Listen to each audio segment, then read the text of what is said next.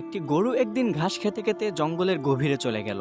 জঙ্গলে ঢোকার পরেই গরুটি একটি বাঘের সামনে পড়ে। গরুটিকে দেখেই সে আক্রমণ করতে চেষ্টা করলে গরুটি সেখান থেকে দৌড়াতে শুরু করে। কিন্তু বাঘের তুলনায় গরুটি সেভাবে দৌড়াতে পারছিল না। সে আর কি বা করবে, দিশা না পেয়ে একটি পুকুরে ঝাঁপ দিয়ে পড়ে। পুকুরটি শুকিয়েছে বেশি দিন হয়নি, যার কারণে সেটি ছিল কাদায় পরিপূর্ণ। বাঘটিও কিছু না ভেবে গরুর পিছনে দৌড়াতে দৌড়াতে পুকুরে ঝাঁপ দিল। এবার বাঘ ও গরু দুজনেই কাদার মধ্যে গলা অবধি আটকে গেল। তখন বাঘটি রাগে অগ্নিশর্মা হয়ে বলল, গরু কোথাকার, শেষমেশ লাফ দেওয়ার আর কোনো জায়গা পেলি না, এই কাদায় এসে ডুব দিতে হলো। তখন গরুটি হেসে বলল, আচ্ছা তোমার কি মালিক আছে? বাঘটি বলল, হারে আহাম্বক, আমি তো নিজেই বনের রাজা, আমার কোথা থেকে মালিক আসবে?